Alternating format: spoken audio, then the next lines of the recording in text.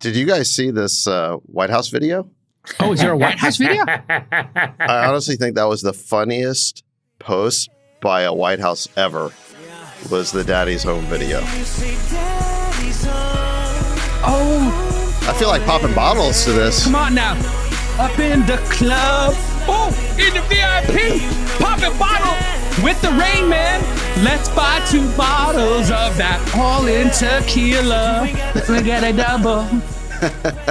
That is the best. The backstory to that is that Mark Rutte, who's the Secretary General of NATO, called Trump daddy at the summit. Yeah, he called him daddy. Uh-oh. Yeah. That got weird. Rayberg, you missed it. We were just up in the club. You want to go back to the club for a second? I do. I love the club. You ready? I love the club. Popping some bottles with the NATO summit. We're doing it again? Come on, Freeberg. Let me see you stand up, Freeberg. You're Sultan of Science. What club are we going to this weekend? Oh, Daddy's home. We are going to bring the club to us. I think it's called Club NATO. Sax, can you get the hall pass? You want to come to Vegas this weekend? Maybe. Let's talk about it off camera. JKL, come out. Where are you? Pop on a Southwest flight. Meet us in Vegas. Southwest flight. Let your winners ride. Rain Man David Sax. And instead, we open source it to the fans, and they've just gone crazy with it. Love you, Besties. Queen of Quinoa. All right, everybody. Welcome back to the #1 podcast in the world, the All-In podcast, your favorite podcast. We're back. We got the original quartet here, and everybody's really excited because we had a fun time on Saturday night. What a party we had at Delilah. All 4 besties there, step and repeat. Freeberg, you lost a bunch of money playing bomb pots with me and Rob Goldberg. You drank a lot. You looked great. Your impressions of this evening? Oh, I loved it. It was great. I think the tequila turned out fantastic. This tequila has been, I mean, you guys realize when we first started talking about this was like 2.5, almost 3 years ago when we first started talking about this. And it is finally here. Oh. It took forever to get through this this kind of design development process. But man, I think it turned out great. I thought it was awesome. You can't Everybody at the party was surprised by how good it was because they thought that, I don't know, we were just doing this as a gimmick or something. But we actually put in the time to make it great. It took a lot of time. So, and talk a little bit about the amazing. sourcing, because I think that sourcing was very important. Well, we went down to Tequila, Mexico. There's only one part of Mexico that's even allowed to be called tequila. And we found a distillery that had been aging some agave in American oak whiskey barrels for 5 years. And normally, extra añejo is aged for 3 years. So it was pretty rare to find a cache of 5-year aged. And so we basically bought it all. But there's only enough for 7,500 bottles. So that's what we did. But, you know, this is not about creating some large new tequila label. This is more about creating something that we ourselves like. And that's what we did, sort of a small batch product. I mean, the money's not going to change anyone's life, you know, except maybe yours. Yeah, absolutely. But I don't know. Uber hit another record today. So with Uber past 88, you guys are all, I don't need to be here anymore. Oh my God. But look, we do things because they're fun. And it was fun to create this. Here, I've got the... It is fun. It was really fun. Well, look at this thing. I mean... Beautiful box. Slides open.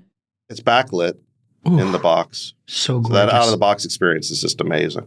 Yeah, it's a great unboxing. Steve Jobs would be proud. Tell us about the bottle design. That was a lot of work, Sax. I think this probably took an extra 6 months to get this right, if I'm recalling correctly on the schedule. This is Describe super complicated to execute. Yeah. Well, the bottle is designed after a stack of poker chips. And so you can see it. The chips are stacked and they're ajar. So it's like it's a lot of texture here. It's made with glass. And then there's these black chip accents that are actually painted onto the bottle perfectly. So this took a lot to get right. We went through a lot of prototypes to get this, and it just looks amazing. All right, there you have it, folks. The All-In Tequila, as promised. It's finally available on our website. So if you go to tequila.allin.com, you can now buy it. There's only 7,500 bottles. I think we're only going to sell 6,000. because we're going to keep the rest for our own personal We stash. sold a good chunk already. Like, I think So they're going really fast. We just opened up the website. Previously, they were only available to people who had attended the All-In Summit. They could pre-order it and reserve. But now the website is open. Oh, wow. Beautiful. There it is. Okay. There you go. Order your bottle, limit to 2, and go So have that. this is, this is not a cheap product. But, if you look at the peer competitor for this product is the Clase Azul Ultra, which I think sells at $1,700 a bottle. Although sometimes I've seen it sell for as much as $3,000 a bottle. So we're priced competitively with that. There you go. And each of those boxes, and when you open it up, the lights up, and you can recharge it. So it's a keepsake, right? There's a charging port in the box so that it never runs out of the battery to power the light. So genius. I love that little touch. All right, folks, there's tons in the new... Look at this. Room service coming. I mean, before we get to World War III, let's get to room service at the... Beep that out. Chamath, do you want a side of caviar with your Besties All-In Tequila? Listen, being an elitist, guys, is very hard. That's why I was tweeting how stressful it is. Somebody was saying that we weren't living up to our job as being the elite. Oh. And I was like, man, it's really stressful being an elite. Very stressful. We need a drink. Absolutely. I'll take a double. You have no idea. So did you go with on your eggs Bernays there, did you go with the truffles or the caviar? What did you do? Well, I did, honestly, I went quite healthy. I have some avocado. Okay, very nice. I have mango. And I have some eggs. Where are We're my up to eggs? $72. Okay. David, do you want to see my pillows with my initials on them? Yeah. Oh, Lord. Here we go. This is the best thing that the does. Shout out to our friends at Politico. How out of touch we are. Look, Sachs, they always my put God. my initials. They do that for you? They do that Wow. for me. Isn't that incredible? Okay, here we go. All right, there's lots to discuss in the news. We'll shift from conspicuous consumption and talk about the 12-day war between Israel and Iran. It's 2 weeks later, obviously. A quick recap here, and then we'll get the besties' take on where we're at today, June 26th, when we tape this. Friday, June 13th, Israel launched a surprise attack, took out a bunch of Iranian military officials, some folks who work on the nuclear program, and they traded missiles for about a week before everybody debating if this was going to be World War III. And on Saturday, June 21st, quite shockingly, the U.S. jumped in and carried out Operation Midnight Hammer. I've had a couple weekends in Vegas that have been called Midnight Hammer. Oh, yes. Midnight Hammer, also known as... Wow. There we go, folks. Over a dozen bunker buster bombs on 2, maybe 3 of Iran's key nuclear facilities, Fordo and Natanz. These bombs weigh 15 tons each. They'll go deep underground. Israel doesn't have them, and that's the reason we're given of why we were pulled into this, is because we're the only people in the world who could have taken these out. On Thursday morning, Chairman of the Joint Chiefs of Staff, Dan Kane, showed a video. If you haven't seen it, folks, this came out this morning. Here's the video. It's a video of what they call a massive ordnance penetrator. Yeah. It basically goes through the ground. I think in this case, it's going through a ventilation shaft. And it doesn't immediately go off. It basically burrows to its maximum depth and then goes off. This looks like a test to me. This is just demonstrating it. This is a Demonstrating demonstration. how it works. Yeah. And so here's the before and after photos you've probably seen. Kind of hard to understand what's going on here, except for the discolorization. Obviously, we're going for things underground. And then, shockingly, Iran did a I don't know what you call this, a ceremonial response, Sachs, where they sent some missiles to one of our bases in Qatar. They gave us a ton of notice. None of them landed. And then both countries have been bombing each other a little bit after Trump said he negotiated a ceasefire, which made our president a little bit upset. Here's the clip of the president not dropping a Moab, but dropping an F-bomb. Israel, as soon as we made the deal, they came out and they dropped a load of bombs, the likes of which I've never seen before. The biggest load that we've seen. I'm not happy with Israel. You know, when I say, okay, now you have 12 hours, you don't go out in the first hour and just drop everything you have on them. So I'm not happy with them. I'm not happy with Iran either. We basically have 2 countries that have been fighting so long and so hard that they don't know what the fuck they're doing. Do you understand that? Trump is not happy. He did the lean in. Did you notice the lean in there, Sachs, when he dropped the F-bomb? Well, in fairness, President Trump's not the first president to drop an F-bomb in frustration with Netanyahu. It was reported back in the 90s that Bill Clinton, when he had to deal with Netanyahu as being very obstinate and was basically rejecting all of Clinton's entreaties and plans, Clinton is reported to have said, "Who's the fucking superpower here?" In frustration. So this is not the first time that an American president has gotten frustrated with Netanyahu. But I think people reacted quite well to that on the whole, because it showed that President Trump was willing He cares. first of all, he negotiated this ceasefire, which was amazing. Then what happens is that, there was this deadline, and it's like in a fight where they ring the bell and the fighters keep slugging with each other. Yeah. It's like they both want to get a few extra hits in. Mm-hmm. And that's they got some last licks in. But President Trump negotiated the ceasefire, which was extraordinary. And then he's willing to reprimand Israel for basically violating the ceasefire too, which you have to do if you want to enforce it. So I think that's basically what happened there. Now you, Sachs, I'm sure the audience wants to challenge you on this. You were, hey, Trump is a never get involved in forever wars. Obviously, it looks like this might not be a forever war, which would be fantastic if that turns out to be the case. And you were saying, hey, the reason to vote for Trump is he won't get us into another war. And here we go. And obviously, Tucker, Tulsi, there's a number of people who did not want to do this, and you were one of them. So how do you reconcile all of this as somebody who did not want to see us do this? President Trump accomplished that. We're not in a forever war. We're not in a war with Iran. You look at Mark Levin today, he's apoplectic because he and people like him were advocating for a regime change war, and they felt like this was the perfect opportunity to drag the United States into such a war. And President Trump resisted that and instead negotiated a ceasefire. So it seems to me that he lived up to exactly his promises on this. Look, I think President Trump had to thread a very difficult needle here. If you look at polling, the vast majority of the American population believe in two things. Number one, they don't want Iran getting a nuclear weapon by like 80-something%.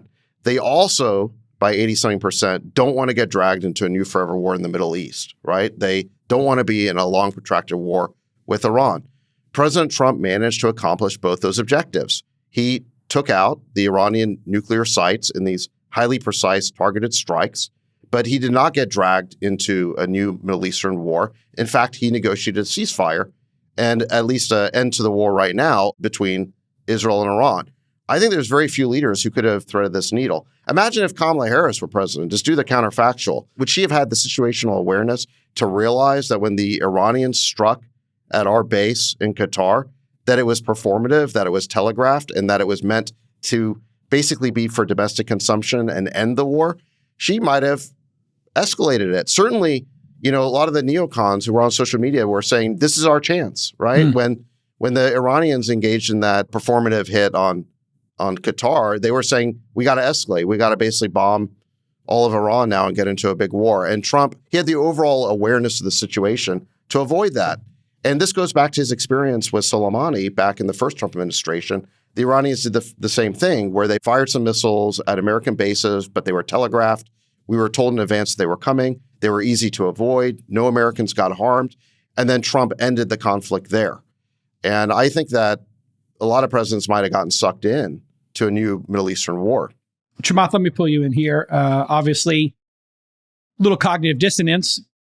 Folks didn't want to go to war, but we don't want WMDs in the hands of Iran. How do you reconcile all of this? Is the outcome make it okay in your mind, or would you rather have seen we not get involved in this? Can I up-level this slightly? Sure. I think that this has been probably the most important week, and I would almost say most important few months in U.S. politics in 30 or 40 years.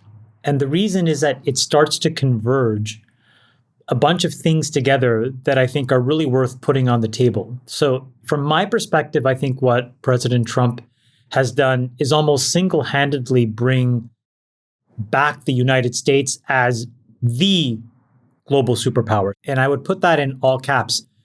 So what does it mean to be a superpower? I've said this several times, but just to be slightly redundant, in order to be a superpower, I think you need to have three things, but they work in a hierarchy. The first is that you need to have technical supremacy. And then from that technological supremacy, you need to establish and project economic supremacy and military supremacy.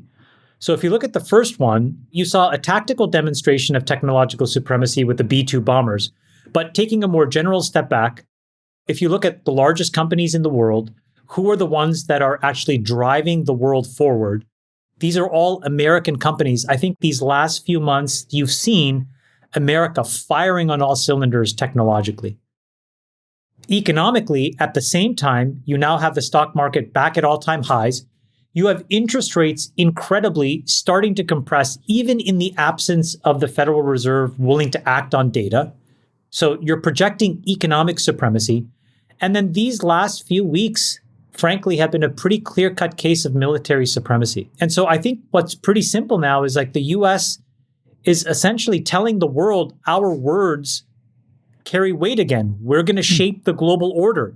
Countries will now have to calibrate their actions around what the US is willing to tolerate and what it isn't willing to tolerate. And in the case of Iran, the president made those lines, I think, really crystal clear. He warned them 100 times where the line was. And he was clear. You cannot build nuclear weapons. And when the line was crossed, and look, I think the CNNs of the world want to debate that the line wasn't crossed. All I can tell you is I don't know because I don't have access to the intel. I believe what he and Tulsi Gabbard and J.D. Vance and Marco Rubio and Pete Hegseth are saying is that they crossed the line, and then he showed that he will use decisive military force when that happens. But then here's what's crazy, and this is where I think you become a real superpower. It's what happens after. Once you cross the line, you notice that he doesn't try to humiliate or dominate Iran. He tells Iran that he wants them to stabilize themselves. He told them that he wants to see them trading oil with China.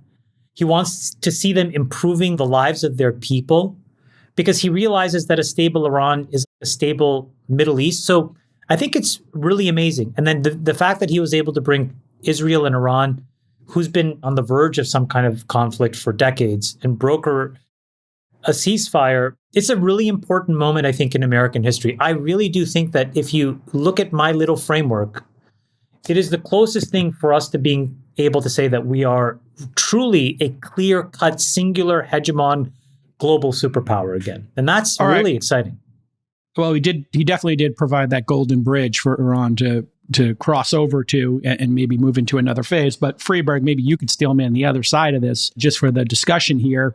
This could have gone another direction. We could be sitting here and there could be terrorist attacks or sleeper cells, in the United States. It could turn out when we do the postmortem here that they weren't close to having a nuclear bomb and we did this and we got goaded into it. So maybe, obviously, things have gone well to date, but things might not have. So maybe you could steelman the other side of this. What's the argument for not having done this? And what if things had gone another way? How bad could this be? I don't know if this is over.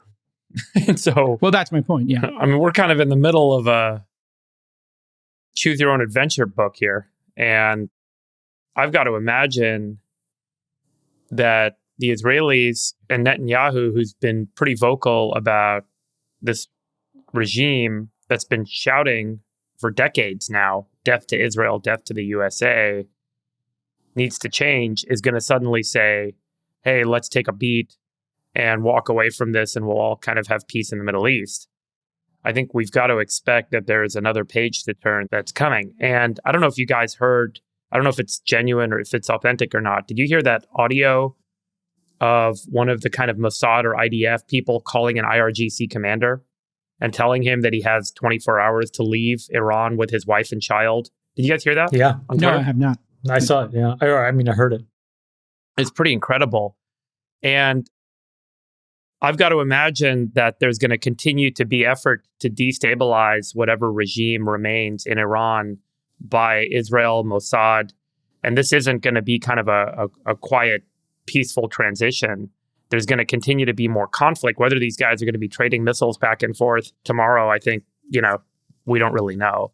But this isn't over. And I do think that the next set of actions is going to be critical. But what I was pretty surprised by, I did not, like everyone was saying, hey, we're on the brink of World War III. I mean, there was some serious statesmanship that must have gone on to keep China, and I have no idea, I've had no insight or conversations with anyone to give me any sort of proprietary access to knowledge about what's gone on here. But I've got to imagine there were calls to China and Russia that kept them in the loop and kept them in play on how this all played out. Because China and Russia, the whole fear was this was going to create this magnet in the Middle East, that everything was going to rush in and we're going to catalyze World War III, and it didn't happen. So I do think that, first of all, nothing that folks predicted actually happened, and no one predicted what did happen. So I'm not going to sit here and try and predict shocking, right? I mean, and I'm not going to sit here and try and predict what happened next. And I will say, if I'm thinking about game theory optimal poker play, I got to give credit to this president because it was completely unpredictable what was coming next. And I don't think that there was a really clear path on what he was going to do. Just like what has happened repeatedly, everyone always slams the table and says he's starting World War III, he's driving economic collapse, everything's about to end. And then it turns out he kind of ducks and weaves and finds his way through. And everyone's like, holy shit, I didn't expect that to happen. It's very unpredictable what's going to happen next. So I am not going to sit here and try and estimate what's going to happen next. I can tell you, I don't think the Israelis are going to sit by quietly and allow this Iranian regime to continue to go out and build up a military that's constantly shouting death to Israel, death to the USA. And I think that they've taken their first shot, and I don't think it's their last. So we'll see how this all plays out. I really don't know. Well, I'm sure that's right. Let me just tee up one person who did get it right. Here's John Mearsheimer at the All-In Summit just 9 months ago. Let me play this clip here and get your reaction, Sachs. To counter the Iranian escalation scenario, the fact is Iran does not want a war with the United States, and the United States does not want a war with Iran. And it's the Israelis, especially Benjamin Netanyahu, who has been trying to sort of suck us into a war because he wants us, the United States, to really whack Iran, weaken it militarily, and especially to go after its nuclear capabilities, because as you well know, they are close to the point where they can develop nuclear weapons. So the Israelis are the ones who want us to get involved in a big war with Iran. That's the escalation flashpoint. And the $64,000 question is whether you think the United States and Iran kind of colluding can work together to prevent the Israelis from getting us sucked in. That question will be answered based on the next, who leads the next administration. Well, if you believe that it matters who leads the next administration, that's true. And there's Sachs, there's you laughing for this incredible insight, which is, as you were saying last year, and Mearsheimer's been saying, this was manifest destiny. This was going to happen no matter who was president, and here we are. So your thoughts on Mearsheimer's sort of, I mean, wow, he just nailed it there. And that was to your question, Friedberg, by the way. So well done to Friedberg. We didn't put your question at the beginning because he went on for 5 or 10 minutes there. But go ahead, Sachs, your reaction to Mearsheimer's incredible prediction. That's Professor Mearsheimer being prophetic as usual. But let me go back to a point that Friedberg was making. To Friedberg's point here, this is not over. Iran and Israel are mortal enemies, and we have a ceasefire here. We have a pause in the action, but it's going to flare up again at some point. The question is what U.S. policy is going to be. And I think that what President Trump did over the past 2 weeks is make it clear that, number one, the United States does not want to see Iran get a nuclear bomb, and that we are willing to take military action to prevent that. But that action would be as narrowly targeted as possible to achieve that objective. Number two, that the United States does not have an interest in going to war to basically achieve a regime change. If the people of Iran want to make Iran great again by rising up and toppling the government, then that's up to them. Certainly, I think we would welcome that. But the Trump administration rejected all of the calls over the past week or so for the United States to plunge into a regime change war in Iran. And that's why the neocons right now are not happy at all. So that's point number two. Look, I think Trump found the right balance here, which is we are going to be narrowly focused on preventing a threat to the United States, which is Iran having a nuclear bomb. But we're not going to go plunging into another forever war, another regime change operation. We've had plenty of experience with that in the Middle East. None of it worked. Every time we went for a regime change, it backfired. Backfired in Iraq, Afghanistan, Libya, and on and on. So there's no reason to believe regime change would work. And by the way, there's no way to get regime change in a country unless you send in American GIs to basically keep that government propped up in power, because it's almost certainly going to be perceived as a puppet of the United States, I mean, if you put, Reza Pahlavi or something, the Shah's son, in power in Iran, he's going to face an insurgency right away. And there's no way that his government's going to stay in power without the American military protecting him and keeping him in power at the end of a rifle barrel. So this whole idea that you can achieve regime change without its evil twin, which is nation building, is a total fantasy. You can't do it. You would need an American occupation going on for decades. And I think that the Trump administration wisely rejected all of this giddy talk. Remember, in the first couple of days of that Israeli surprise attack, where it was Israel who hit Iran, and there was all this talk about decapitation, that the Iranian regime was about to collapse. It just needed a little bit of a push. Lindsey Graham. That's what Lindsey Graham said. That was all heady talk that turned out not to be true. There's no question that the Iranian regime took some damage, but they did not collapse. And in fact, if you look at history, one of the things Mearsheimer's pointed out is that you don't get regime change just through air power alone. It takes boots on the ground. And most Americans are not willing to put boots on the ground in Iran to change the regime there. We believe that it's sufficient just to keep Iran from having a nuclear weapon. And that's what American policy should focus on. Yeah, I really fell for this. What do you think? Well, I really fell for this check raise from Trump, who was like, yeah, no, we're not doing this. We're not doing this. And all of a sudden he does it, right? Nobody expected him to do it. Everybody thought he was going to not intervene. And I, as a Gen Xer like you, Sachs, and I guess Freeberg and Chamath as well, when I saw them building the case here, the Lindsey Grahams, the Hawks, et cetera, reports of WMDs that were imminent. Who knows if that's true? These people support terrorists. They're trying to assassinate the president, became part of this. Remember that for last time with Bush Sr., spreading democracy in the Middle East, the regime change stuff. That made me all very nervous. And I think the most important next step here is that this administration explain in detail to the American people, so we don't have another WMD situation, just honestly the truth. Like, did we hit them? Did we hit some of them?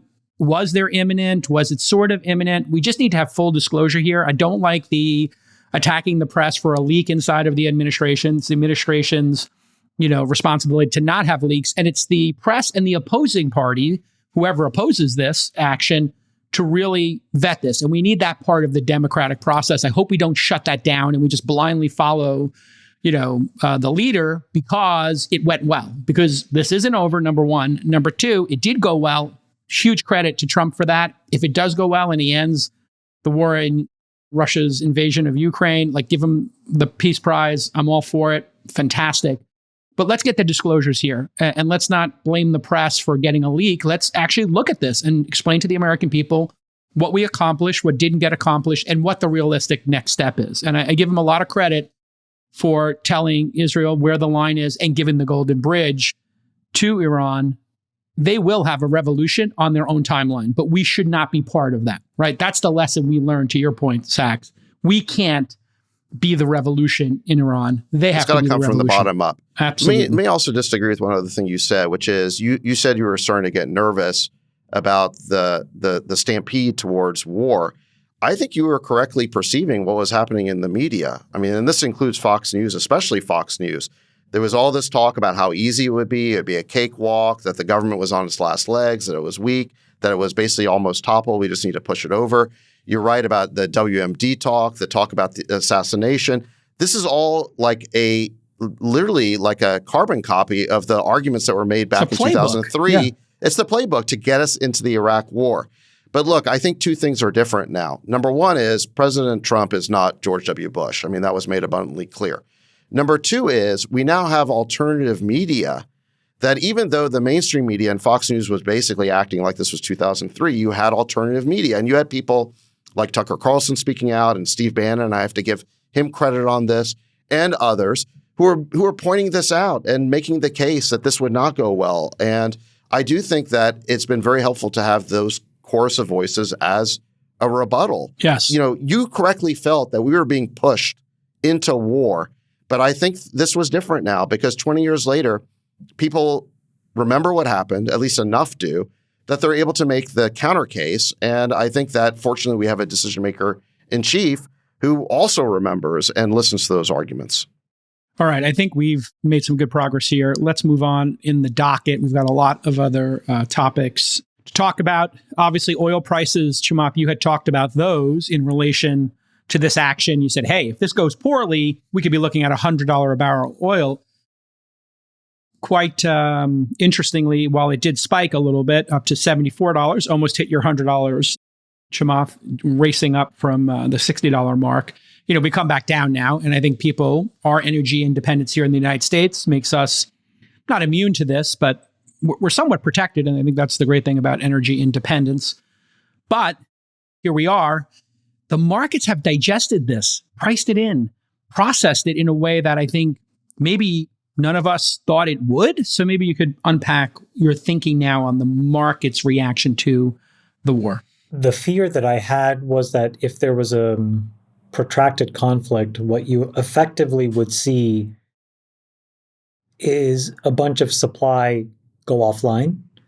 And if that supply went offline, and as long as the demand stayed even roughly the same, you would see prices go up. My thought was that the price of oil could double. I think Goldman had it slightly under a doubling.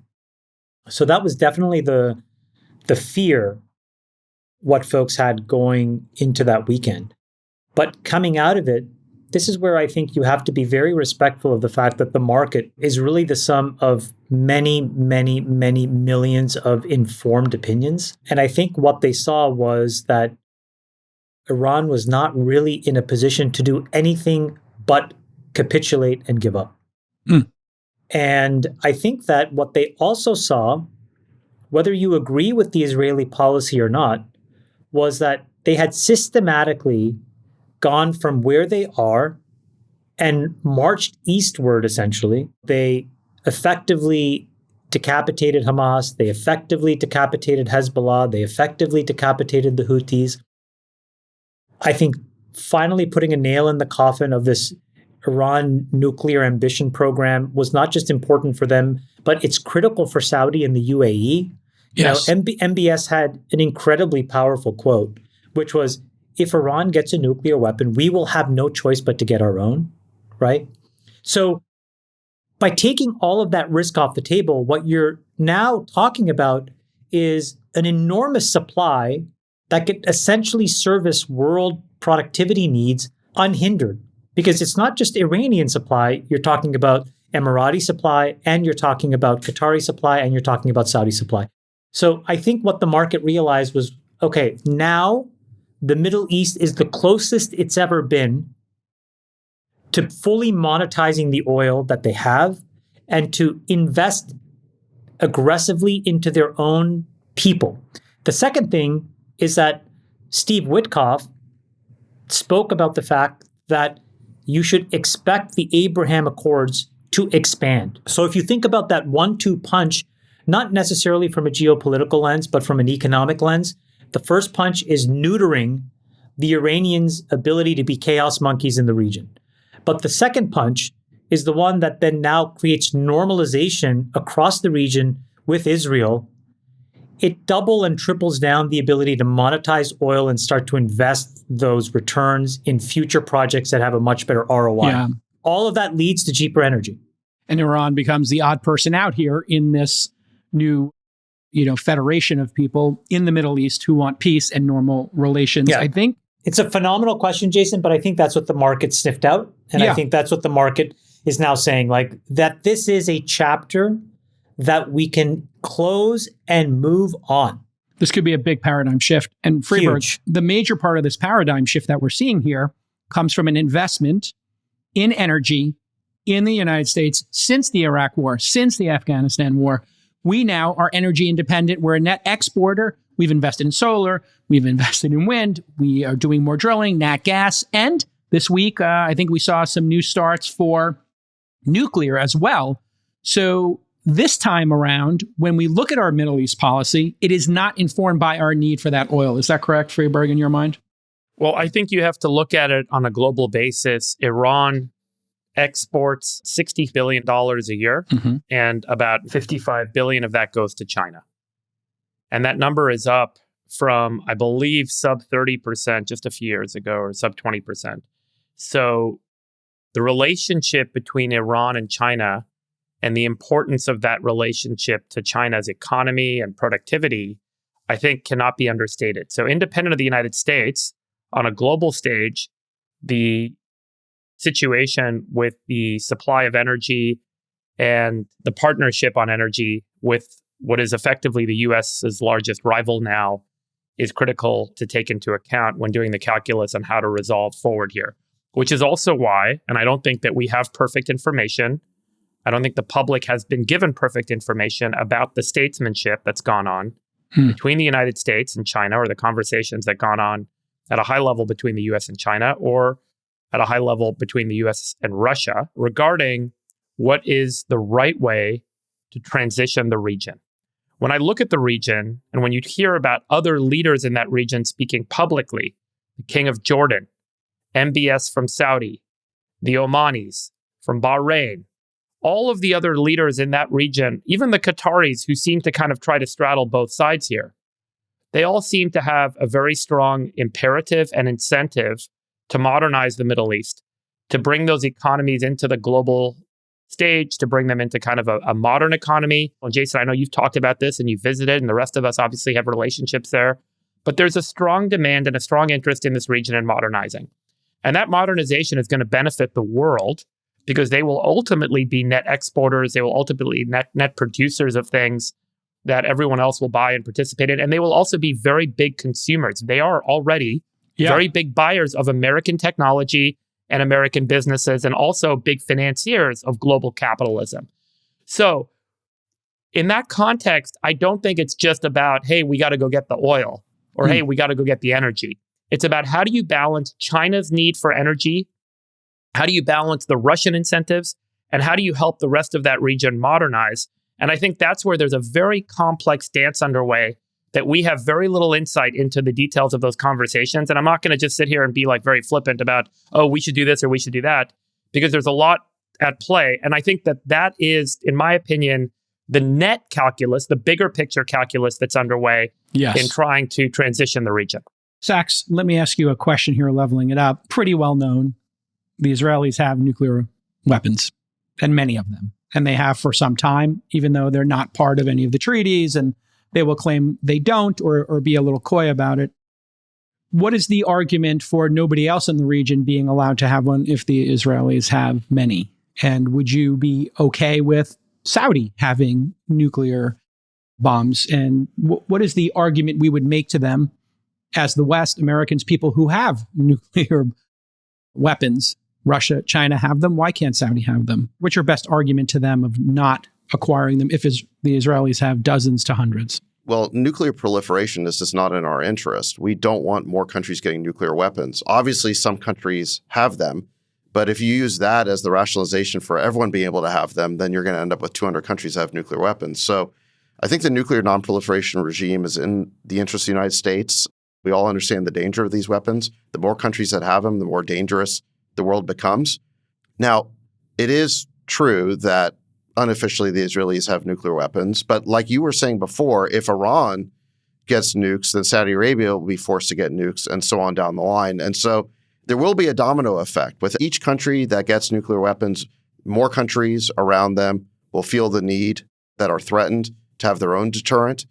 And the question is just where you stop this. And I think we just want to stop it here. We don't want more countries getting nuclear weapons, particularly ones that we have hostile relations with. Yeah. And the last country to give up their nuclear weapons, Ukraine. Really bad decision, perhaps, I think, the in best hindsight. example, Well, that was in the 90s. Actually, yeah. Another country gave up their nuclear weapons program, which was Libya. Yep. And what happened to Gaddafi? He got killed by rebels who were being backed by the United States after he gave up his nuclear weapons program. Yeah. I think that was a really Ukraine bad had them, though. They actually had the weapons, not just a program, right? But it's a small distinction. There's some truth to that, but that's a little bit simplifying the situation, because what happened is at the end of the Soviet Union, there were a bunch of Soviet nukes that were in Ukraine. But as I understand it, the launch codes were in Moscow. So these were Soviet nuclear weapons that happened to be on Ukrainian soil. And then when the Soviet Union came apart, they were there. But they were always under the control of Moscow. And so I don't think that the Ukrainians gave up much because they were never their nukes. It's not clear they could have used them. And one final point on this is that it was the Russian government and the American government that pressured Ukraine to comply because we don't want more countries having nuclear weapons. Okay, let's get on to this Democratic Socialist who's on the verge of becoming New York City's mayor. Little known New York State Assemblyman Zohran Mamdani took the internet by storm this week, shocked the world, beating out Andrew Cuomo for the Democratic nomination. Here's the poly market chart. Just crazy. 1 month ago, Cuomo was at 93%. Zohran had a 6% chance. My Lord, what a flip.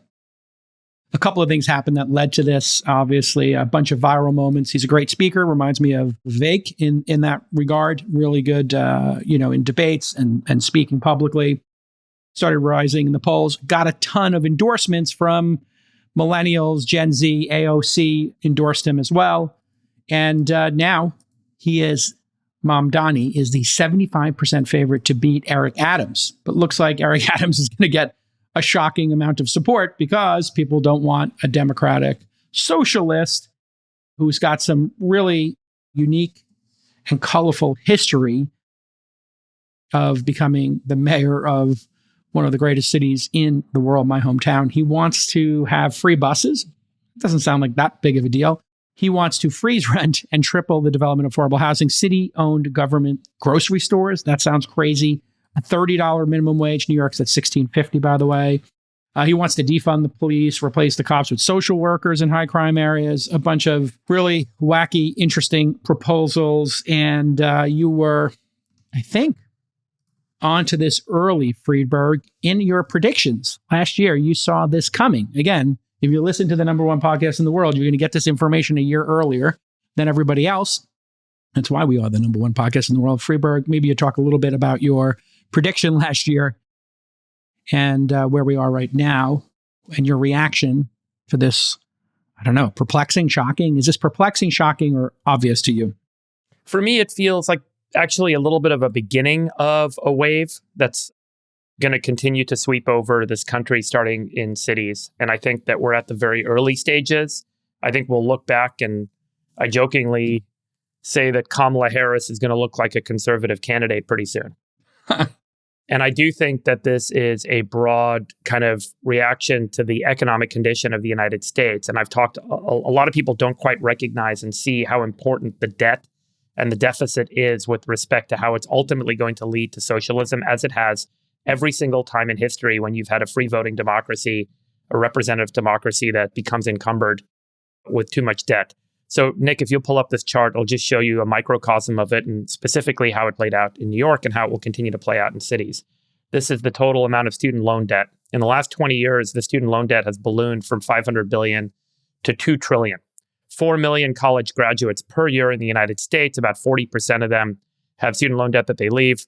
That means that in the last 20 years, 80 million people, young people, have graduated from college, and they've accrued $1.5 trillion of new debt. And based on the percentage and the distribution, that means the average debt for these individuals is sitting around $60,000. So you're a young person. Where do those young people go? Where do they live? And remember, there's about 32 million of them. They live in cities. They don't go back to rural towns. Most of that population sits in cities. It sits in New York, sits in Los Angeles, sits in Seattle, sits in San Francisco, sits in Portland, and sits in Chicago. And what we're seeing in those cities is a massive political shift. People call it left, but it's actually quite different than just being more traditionally left. It's really a revolution against the system that brought them to this moment. Because the promise that we gave in America, the American dream, was if you will go to college, you will graduate, you will have income, you will have stability, you will be able to buy a home. And what we did is we increased the government's role in making that dream possible. And in doing so, we created effectively a system where we gave unrestricted access to capital, which inflated the cost of education. People could go to school like Zohran and major in African studies at Bowdoin College.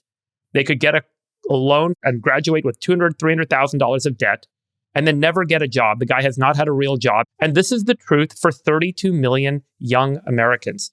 They find themselves living in places where they cannot afford to pay their bills every month, and they will never get out of the debt cycle that they were thrust into and believe that they were going to be able to graduate from and excel in the world and increase. They all have what is called negative capital. They have debt, and they will never be able to get out of that cycle. So where do you turn in that moment? You don't go turn to corporations to solve your problems. You don't go turn to your friends and your siblings and your family. They're not going to bail you out. You turn to the voting booth, and you hear a guy like Zohran show up and say there can be a better path forward. The better path forward is the government can and should do more to help. And in doing more to help, we will increase government. We will tax the rich. We will tax the corporations. We will take all of that capital and we will redistribute it in the form of services and checks and support for all of the people that find themselves unable to take care of themselves. And this becomes a tipping point when the majority of the voter base ends up in that situation where they're that deeply in need, where they have negative capital. And that is the situation America finds itself in today. There is no easy answer and there is no easy solution out of this. But I can tell you one thing for sure, that in historical perspective, we have seen it time and time again across dozens of countries that have embraced socialism to get out of the debt cycle that ultimately absorbs and swallows up the young. It swallows up every family. It swallows up every person in the working class with debt. They're swaddled with it. And they all try and get out of it by increasing government and embracing these socialist concepts. And it has never, ever worked. More government is not the answer. Less government is. We can get into that. But if you look at the results, Zohran won 61 to 39 with college educated. Young people voted for him. Old people did not as much. White people voted for him because they went to college. Non-white people did not as much. At the end of the day, young, college-educated white people elected this guy. And that is the beginning of a wave that will sweep over America. And I really do worry about where this takes us. So, way to go, dummies. Yeah, I mean, you're correct. He won amongst Asians, whites, college-educated. And to put a finer point on it, Freeberg, it really isn't just college. It's the cost of college. Increases in the cost of college degrees have outpaced the wage growth of entry-level salaries by 10x over the last 20 years. You could go 300,000, 400,000, not in debt, but that might be what you paid for those degrees in those major cities. And you don't believe in capitalism anymore, and you believe that you need to tax the rich. Just one warning for people in these states and these cities. We saw this, Sachs, in San Francisco. We saw the doom spiral. You and I worked on the Chesa Boudin recall. And now they have Dan Lurie there. And things are starting to slowly turn around a bit.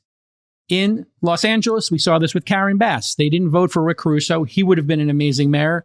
They voted for incompetence. And these people are voting for incompetence and a plan that will not work because 2/3 of the tax base in New York is paid for by the top 10% who are leaving.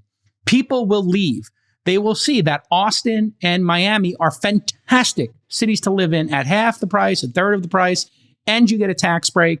And you can always go back to New York and California and hang out for a month and get whatever values left in those cities that hasn't been destroyed by these socialists and the incompetent people running them. Sachs, what are your thoughts on what's happening in New York City specifically? Well, you're right that every generation seems to need to learn this lesson for themselves because they don't study history and they don't see that socialism always fails wherever it's tried. San Francisco went through this. I mean, it was a doom spiral. Now I think we've turned the corner. LA is in the midst of going through it, and a large portion of LA just burned down because there's no water in the fire hydrants. Basically, all the public services have been looted. And New York is about to learn this for themselves. So it just seems like every generation just has to learn this. There's no way to teach them. So I do think that that is one thing that's going on. I do agree with Freeberg that a big underlying root cause here is the student debt. It's the fact that these kids have negative capital. They've got no skin in the game.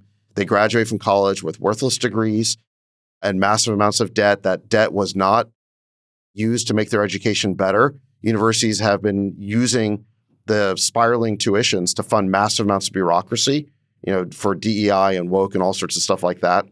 And these kids have no prospect of getting out of debt or being able to buy a home. So they just have no skin in the game. And so this is part of why they're turning against capitalism. One thing we need to do, by the way, is we need to make the student debt dischargeable in bankruptcy. It's one 100%. It's the only kind of debt that you can't get out of through bankruptcy. And if we were to make that change, at least these kids would have a way out. They have no skin in the game. The universities have absolutely no incentive to keep prices down and create a competitive or economic incentive for making sure that their degrees work.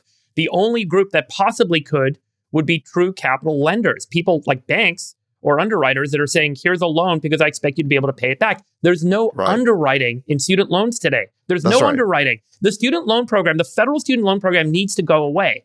Because when it goes away, if it goes to zero, and people might say, oh, that's awful, you're taking away education. What will happen is the capital markets will flood to fill that hole. Banks and lenders will show up and they will say, you know what, we'll underwrite the loans. But they'll underwrite it by saying good colleges get loans and bad colleges don't. Good degrees get the loans, bad degrees don't. And people that are expected to pay back the loans will now get loans. And all of the rest of the money that's caused everyone to end up in this debt spiral will stop. Right. And we'll be able to kind of recover from it. It's ironic that a problem that is being caused by government is going to lead to socialism. It's going to lead to maximum government. That's right. Which will then create the next spiral of problems. But I agree with you. I think this is very sad. But let me also say, I think there's one other thing going on here, which is beyond just sort of the lack of skin in the game here, which is the failure of the Democratic establishment. It's basically completely antiquated, desiccated, and out of touch. And who was Mamdani running against? Andrew Cuomo, who is really a perfect avatar for this establishment. He's a retread. He's been around for decades. He'd probably be finishing his fourth term as governor, except for a harassment scandal that forced his resignation. He's 67, which is something of a spring chicken by the standards of Democrat gerontocracy, but he's twice the age of Mamdani, who's 33. And Cuomo hasn't even lived in New York City for 3 decades. He wanted to mount a political comeback that no one was asking for. And the Democratic establishment just fell in line rather than having a proper contest to choose a less damaged, more dynamic candidate. He's a Nepo baby, too. Right. So, does this sound familiar? I mean, this is exactly what happened with Biden, is that no one wanted him to run again. He was obviously a very weak candidate, but the Democratic establishment just fell in line and covered up his weaknesses, and they used lawfare to take out his opponents rather than trying to find a more dynamic candidate. And by the way, one of the reasons why Mamdani is set to become mayor is because the Democratic establishment used lawfare against Eric Adams to basically weaken him and take him out over some plane tickets. I thought this was a very weak corruption scandal. There were upgrades, even. Like, it was so insane. It's a pretty crazy. By political scandals, this was a really lame one. Yeah. And it was done because Eric Adams stepped out of line and was willing to criticize unions and buck unions. And he was for the police. He was basically a Democrat who was willing to take contrarian positions on a lot of things. And they took him out with lawfare. And that is now they got something much worse. Did you see Chuck Schumer and Bill Clinton put out ringing endorsements and congratulations to Mamdani this morning? Which, I think the Overton window's blown open on this now. I do think that the Democrats, to your point, Sachs, are embracing the socialist agenda as the new agenda that is clearly going to win the youthful vote for them. At a negative 70 rating, they've finally woken up to the fact that they can't have no agenda. They can't have nothing that they stand for, which is effectively my read on what's been the case for the last year and a half, 2 years for the Democratic Party. They now have something to stand for, which is these principles of socialism, which they call justice and equity and fairness and redistribution of capital and all these other features that were kind of wrung out at the Mamdani campaign and everyone embraced and ran to. The Democratic leadership perked up like a bunch of prairie dogs popping out of the ground like, whoa, this is now going to be the way we're going to win? Great, we're all over it. Let's do it. They're accepting the inevitable. Look, the Democratic Party right now the Democratic establishment is in the process of being remade now the way that the Republican establishment was remade a decade ago. So remember, a decade ago, the Republican Party was dominated by people like Dole and McCain and Romney and various Bush retreads. And it was antiquated and out of touch. And Trump came in there and remade it as a nationalist, populist Republican Party. And I think in a similar way, you now have these socialists who've come in the Democratic Party, and they are remaking the Democratic Party in the same way that Trump replaced neoconservatism with populist nationalism. They are replacing neoliberalism with, you could call it populist socialism. Yes. And those are the choices for the future. Let me tell you, you can basically go with, you're going to have a populist socialism in the Democratic Party, or you're going to have a populist nationalism in the Republican Party. And to all my friends on the tech right, your choices in the future are not going to be neoliberalism or neoconservatism. It's going to be, do you want Republican nationalism or do you want Democrat socialism? Those are going to be your choices. Chamath, So I would get with the program here because your choices are MAGA or socialism. Which one do you want? there is a third way, but Chamath, what are your thoughts here in terms of... I don't know if there is. Since we're here, there is actually a path out of here, which is telling the truth to young people. Your college degree is not going to get you an amazingly high-paying job. What will get you an amazingly high-paying job is excellence, learning skills, and having radical self-reliance. Being reliant on the state, being reliant on the government is a path to nowhere. It's a path to pain and suffering. To constantly be looking for this guy to create a breadline in his own series of Costco's, which is the stupidest thing I've ever heard, that he thinks that you're going to be able to create in New York City a series of government-run stores. Does anybody have any sense to the arc of history that he wants to create breadlines and literally have the state provide you with food at this promised discount? It's absurd. Leave the state, vote with your feet, go to Austin, go to Miami, go to another state where radical self-reliance and your ability to create your own opportunities and not get suckered into this debt spiral, that is the path out. And that will be a new party that will emerge at some point. Some rational group of people are going to say, get skills, don't get debt. Chamath, what are your thoughts on all this? And then we'll move on to the next subject. I think the three of you guys are a little exaggerated, to be quite honest. I mean, all the rhetoric sounds very clever, but I don't think it's accurate. I think the way that I see it is more nuanced than this. I think what's happened is that Zohran Mamdani is very smart and is running a playbook to win, like all politicians do, based on a formula that has been winning in large cities for the past decade. And so I don't know if he really believes in this rhetoric or not, but it's worth noting that most of his platform is copied and pasted from London and Chicago. So the things that he's talked about, universal basic free meals, affordable housing, freezing the cost of transportation, public grocery stores, all three of you are reacting like these things were pulled out of thin air. They're not. These were the public platforms of the mayors who have won in London, in Vienna, in Havana, Cuba, and in Chicago.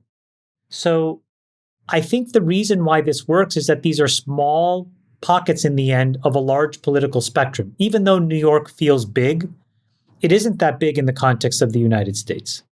And what you see is that when you try to take those policies in a city, take London, and then level it up at the national level, there's a quick schism that happens. So if you look at Labour, and Labour trying to scale up the policies of a Sadiq Khan in London throughout the country, Labour is now at the Labour Party, the absolute lowest approval ratings in the UK of any party ever in this moment in time after an election. So I think what you're probably seeing is quite a sophisticated A/B test. And I think that the political wingmen and the money people that want to be in control know how to run candidates on platforms that can win. And this is a clear winning strategy in left-leaning major metropolitan centers. So what I would say, just to refine what you guys are saying, is that this platform is not new. I've seen it for the last decade. I think you're going to see it for the next few decades. It doesn't work.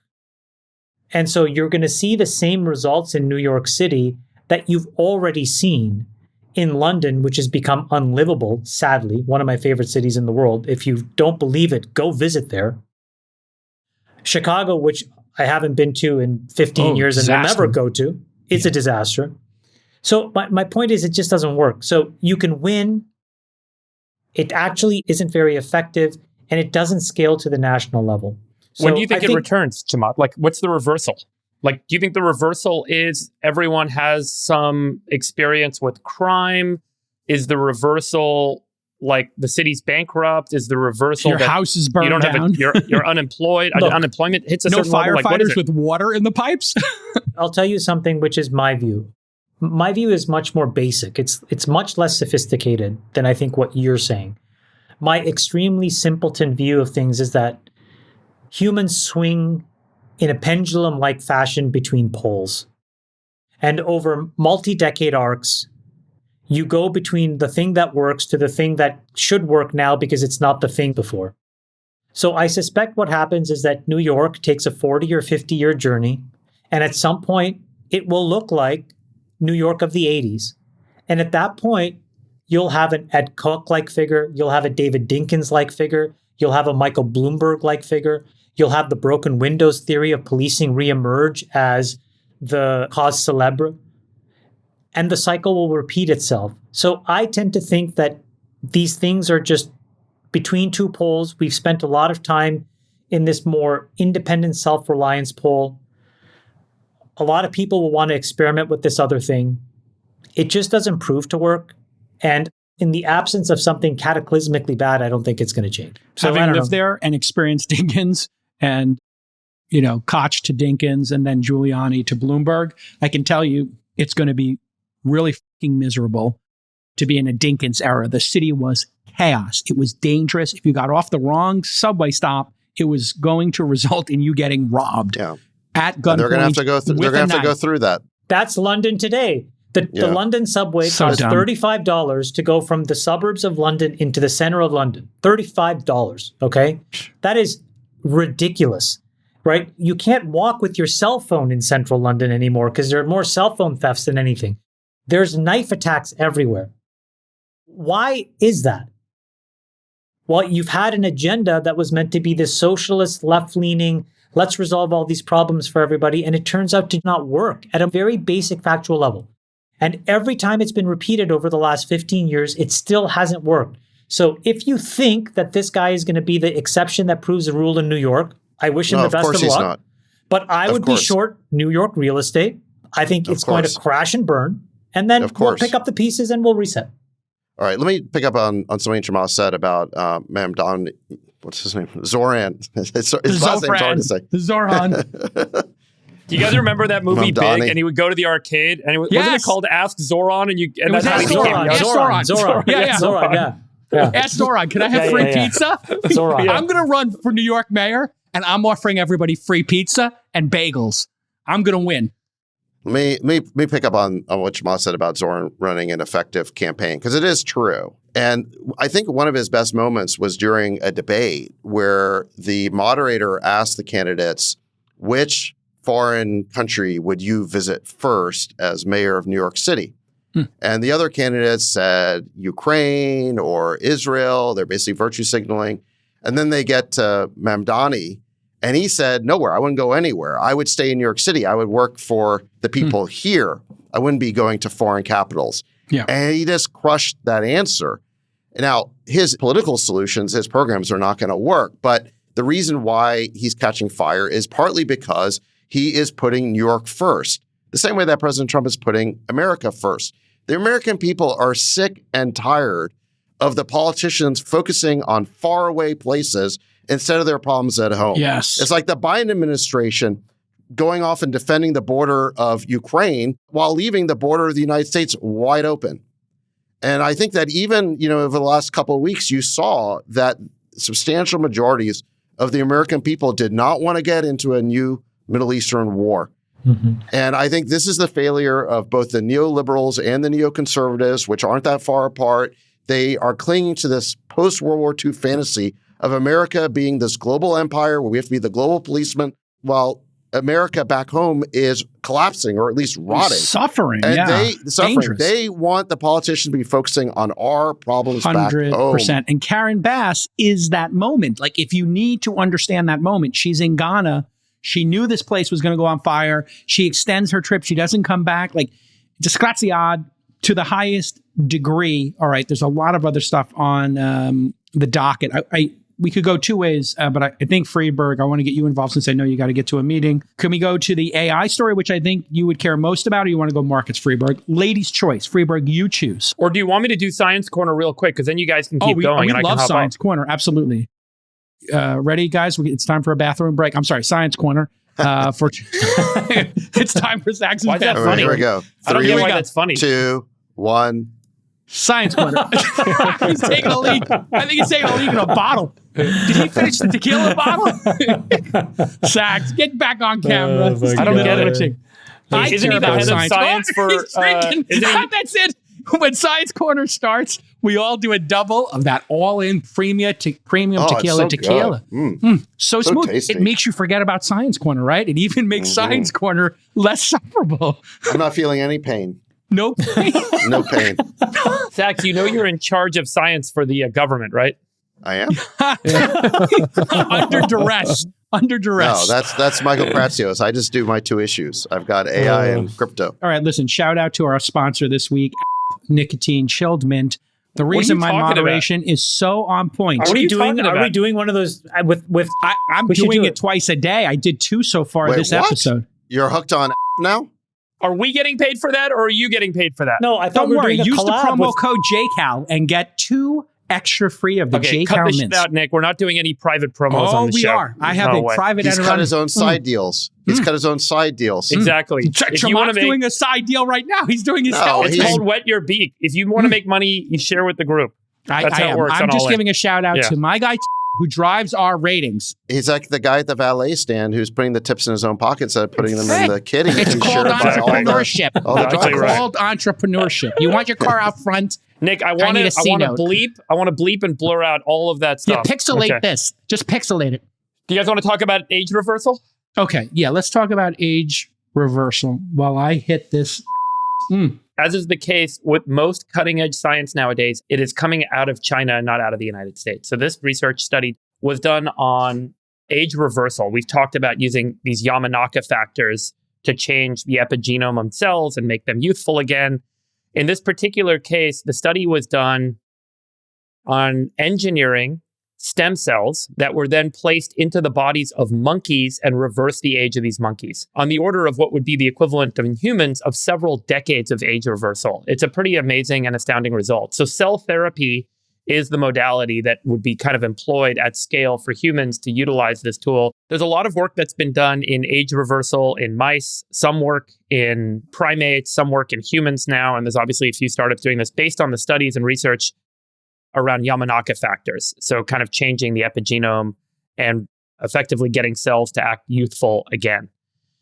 In this particular case, this team focused on a specific gene that it is known that when this gene is expressed or overexpressed, meaning the gene is turned on, it actually creates a whole bunch of signaling molecules, little tiny molecules that then get absorbed by other cells and tell those cells to start to act young again and reset those cells.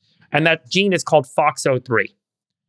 So what this research team did is they took stem cells and they engineered them using CRISPR to get them to overexpress FOXO3. And so now these cells start making this FOXO3 protein.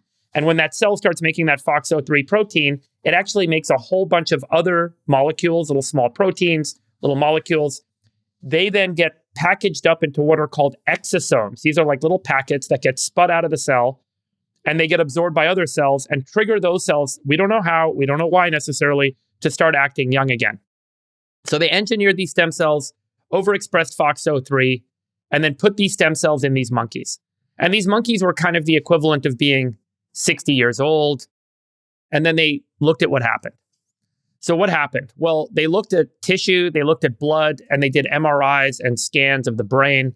And what they found is that the monkeys' brains effectively started to get completely rewired and act like young brains again. They were able to increase their memory, increase their responsiveness, their age-related atrophy reversed, so their brains actually grew. Their bones started to grow. Their muscle started to grow. Their blood cells started to reverse aging signals. So across bone degeneration reversed, they looked at 61 different tissues from 10 distinct systems in the bodies of these monkeys after they received the stem cell treatment.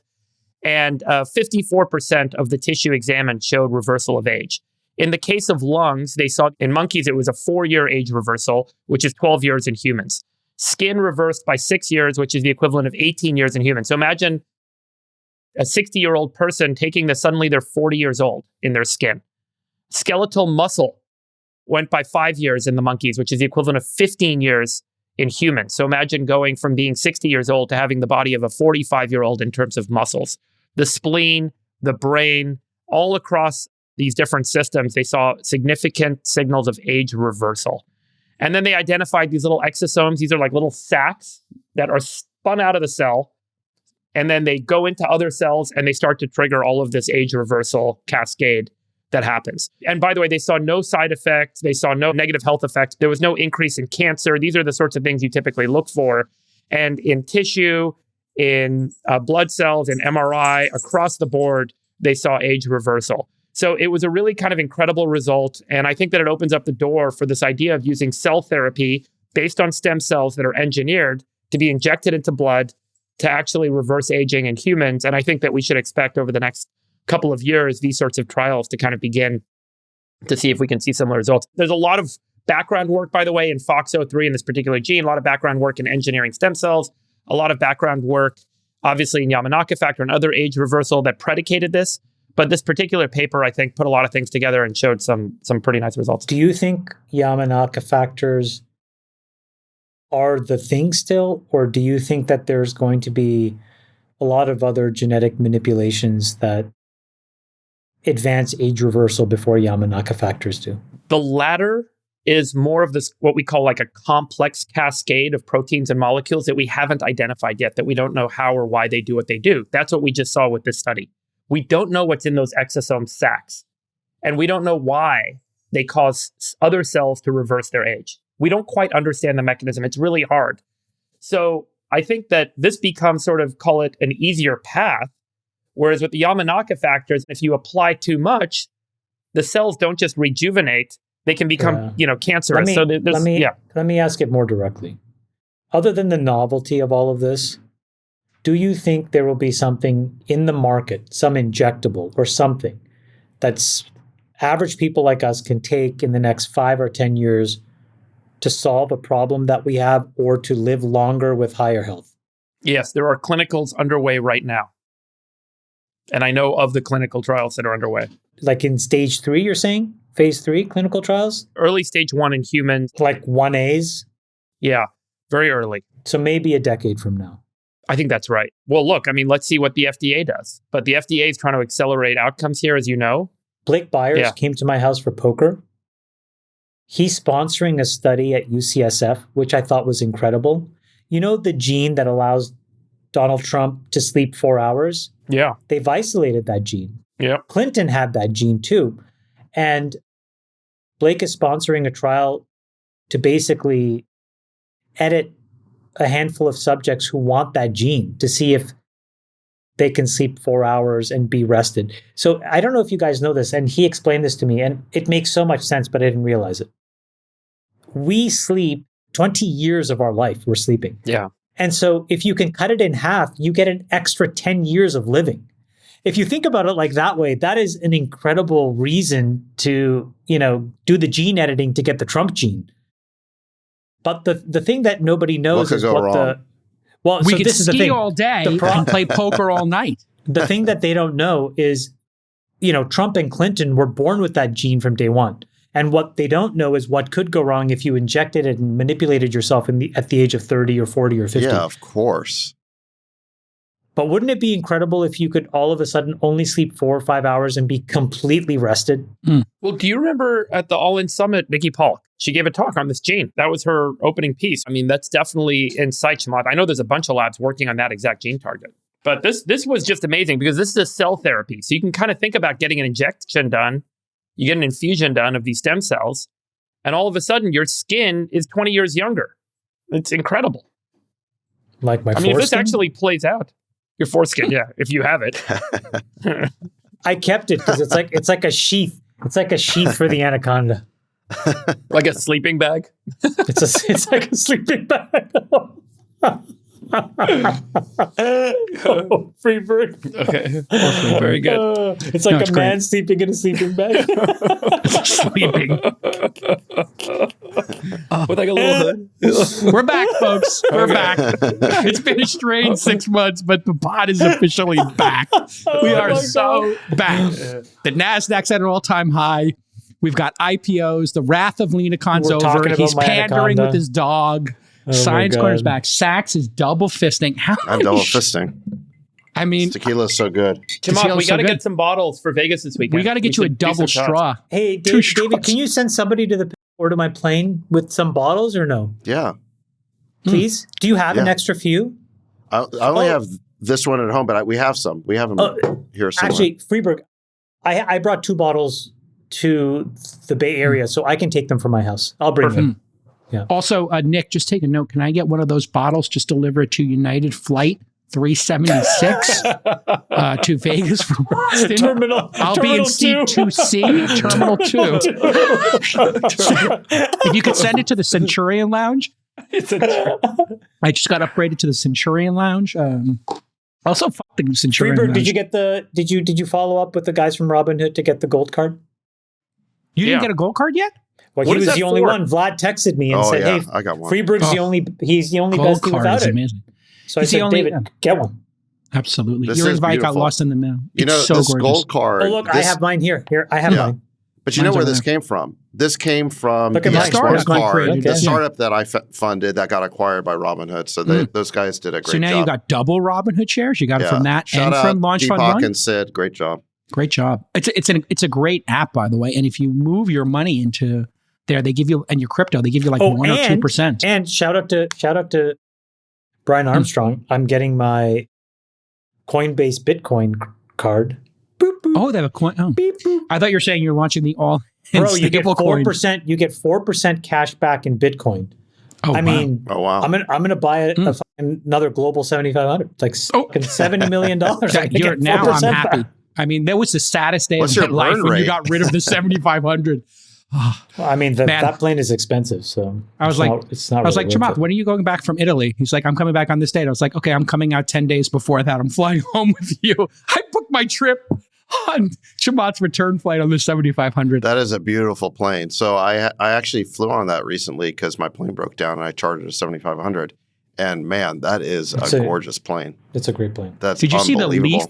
It's a little overkill, to be quite honest with you. It was for sure. Yeah. It was a little overkill. My favorite was that, you have 2 tables for dinner and there's a Leaf that goes in between the 2 and you make a full table for 6.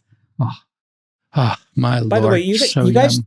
do you know how good Starlink is on these airplanes now? Incredible. I flew to Toronto and then Toronto back to LA.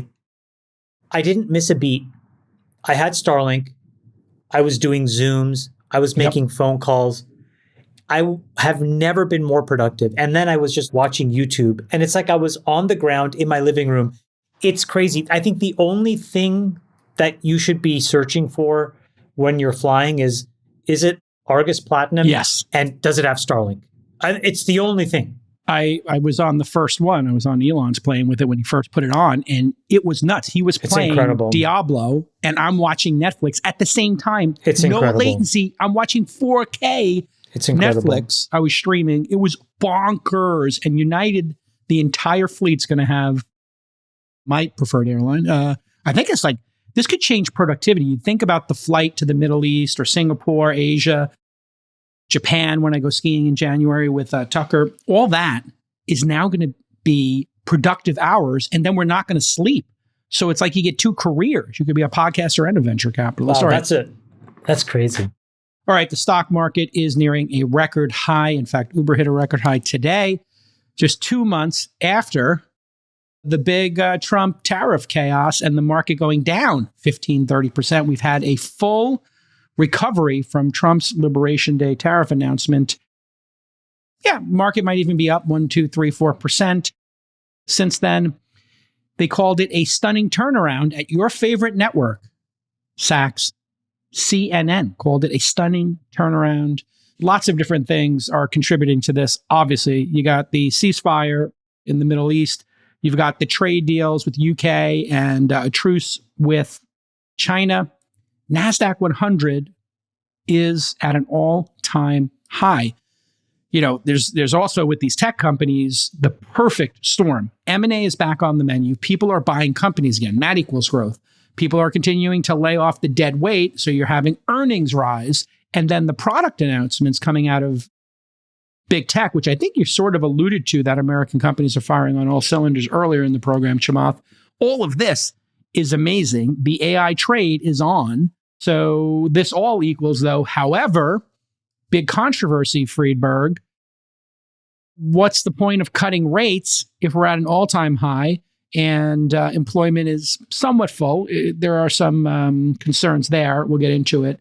But what are your thoughts here on the market? And then, Trump is going hard at Powell, saying he's going to fire him, saying he's an idiot, he's stupid, blah, blah, blah. This is the guy he placed, by the way. So Freeberg, what are your thoughts here?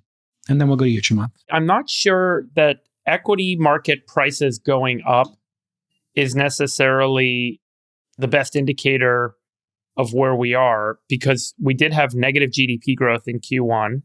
Arguably, there was a lot of tariff blipping happening in Q1.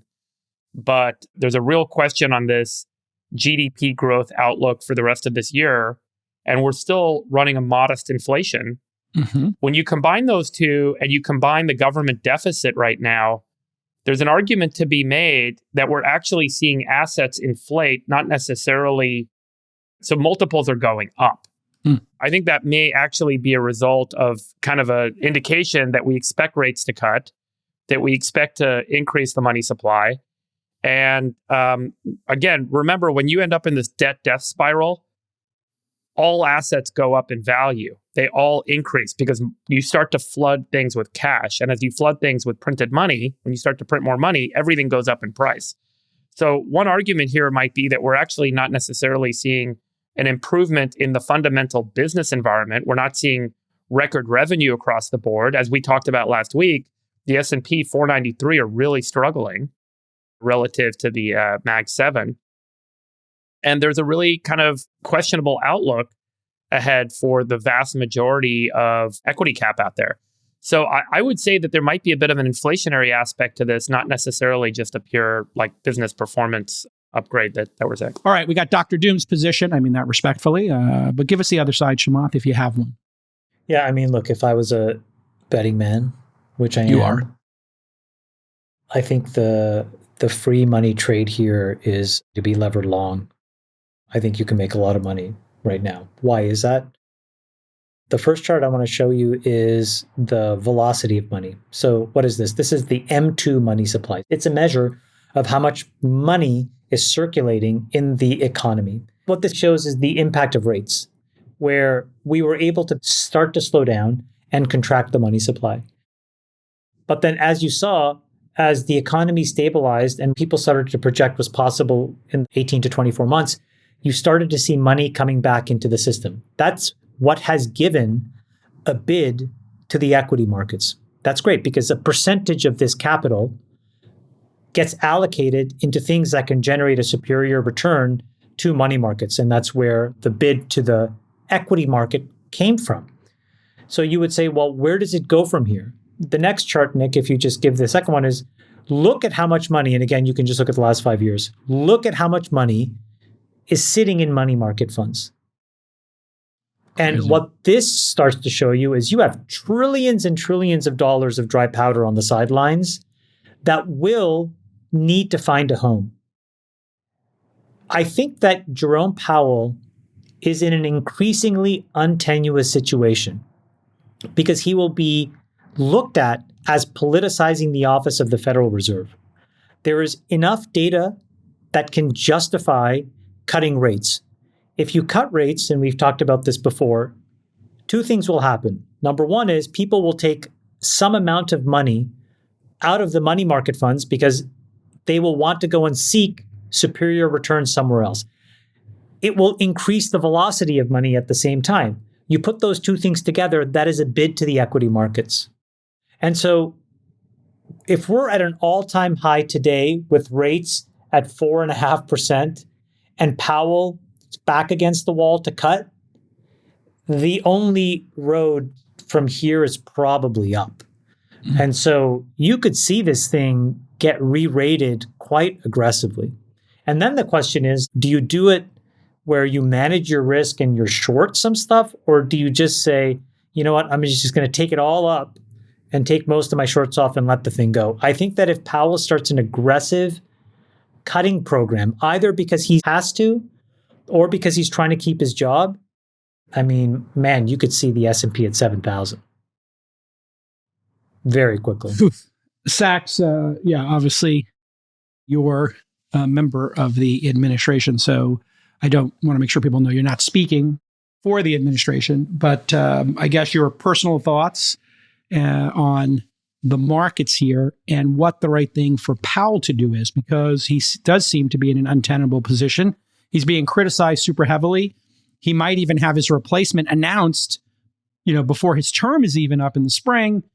And gosh, what is the reason for Powell to cut rates if everything's going so well? And then he would look like maybe he poured gasoline on what appears to be, a pretty robust economic fire right now. That's not the right way to look at it. The question is just what's the inflation rate relative to interest rates? And inflation has come down all the way to, I think, 2.4%. So it's way down. We're back to a 2 handle. I think inflation has largely been licked, and it's time to start lowering interest rates, and that will be good for the economy. There's no reason for rates to be as high as they are. It'll also be good in terms of financing our debt. So I think that it is time for Powell to act, and I think he's being overly cautious here. He's being slow here. Just like he was slow to raise at the beginning of the cycle, he's being slow to cut at the end of the cycle. And again, I think he's just afraid of being proven wrong here. But I think that the timing is right to start the cuts. Now, to go back to the question of how do you trade this market? I mean, I have a very simple idea, which is any time that the media tries to sow doom or spread panic about the Trump administration's policies, that's a good time to buy. We saw this when Jim Cramer started touting the Black Monday that was coming, and Larry Summers has been out there constantly with his TDS. Whenever the media puts these experts on to tell you that there's chaos and doom, that has proven to be an excellent time to buy the dip. So Absolutely. I think this is a very easy way to trade the Trump presidency. I mean, the conspiracy corner folks are like, Trump's doing this on purpose. The volatility in the market is helpful in some way, but it does seem to be the playbook. I'm calling this, I don't mean this in a derogatory way. Again, I don't like the term taco because I think that's trying to goad Trump into or frame what he's doing as not thoughtful. I think it is thoughtful. I think he does shock and bore. He does something shocking. He pins his negotiation to that, whether it's what's happening in Iran, whether it's what's happening with immigration or what happened with tariffs. He starts with a bang and then he falls back to a reasonable position that the markets can digest. So you just have to take a 90-day view of everything he's doing, and then you'll be fine. When he says, we're going to give people 150% tariff, just cut it by 2/3 or make it reciprocal, fine. When he says he's going to deport 20 million people, cut it to 500 to 1 million, whatever Obama did, and that's where it's going to wind up. And when he says we're going to smash Iran, it's going to be like very strategic, and then he's going to give them the path off. So he's actually playing a very interesting, perhaps, dare I say, sophisticated approach this time, which seems chaotic, but there might be a method to the madness. Yeah. Well, I think the media has an incentive to spread this side. They have an incentive to hype the chaos, basically. They're the ones who are creating the panic, and they bring on all these fake networks who've got TDS to basically hype this narrative. So my point is just that when the media is spreading this narrative, that's a great time to buy because it's an opportunity for those of us who don't have TDS. It's not even TDS, it's ratings. I'll just tell you right there, being a media executive, for most of my life, if you want to work the left, you say Trump's out of control, look at this chaos, he's a dictator, yada, yada, ratings go up. If you're Fox, you take the other side, you get ratings, it equals advertising. You don't really have to think about it. You want to talk to independent media, like All-In Podcast, Tucker, people on the left, people on the right who are actually having first principle discussions about this. I think it is TDS, though. I mean, there are some members. No, but just as we were taping, there's just a whole deluge of economic data that came out. The GDP print for Q1 came in at minus 0.5%. I mean, so how could anybody interpret for Q1? Right. So how could anybody at the Fed or in the media covering the Fed not understand that? By the way, when we were talking about this, just like I said that we're probably going to print like a 3 handle on GDP in Q2, we also talked about the fact that we were probably going to have a negative GDP print in Q1. So we've been knowing it for months. We've basically been calling it right. So why is there an inability to just look at the data and just say the obvious, truthful thing? So I think whatever you think of Trump, it doesn't really matter. Rates should not be where they are today. They should be 50 to 100 basis points lower. Period. It's categorical. He'll do it in September. He's going to do a 25 in September. It's There's obvious. No logical explanation for it. There is a subjective explanation, and that's political. I think he just, after the tariff stuff, he said, let's just push it out 2 months, get some more data, and then we'll cut it in September. What's the difference between a July, August cut or a September? It's probably not going to be meaningful in the arc of history. But if you're against the tariffs and you're buying into, Jim Cramer's doom narrative or Larry Summers' doom narrative, that's more of a reason to cut. If you believe the doom narrative that he's not going to relent, yes. But if he does relent and he negotiates it, I think you would say stay the course and see what happens. Anyway, all of this is on the margins. The truth is these companies are very strong. Entrepreneurship is strong, and the debt's the issue. So we still got to address the debt. We'll see if he does that in But to year 2. Jamal's point, the last year of the Biden economy was very weak, especially the last 6 months of the Biden economy, such that Q1 was negative GDP growth. So President Trump came into office inheriting a very weak economy. Since then, he's done a bunch of things to turn it around.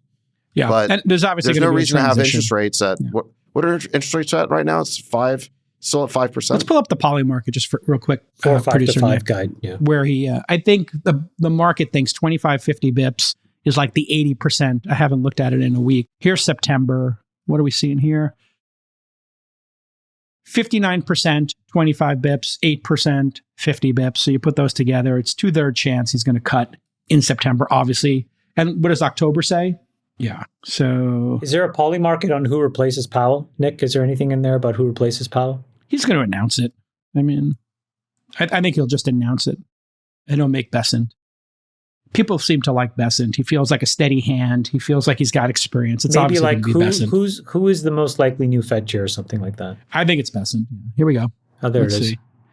Chris Waller, really? Huh.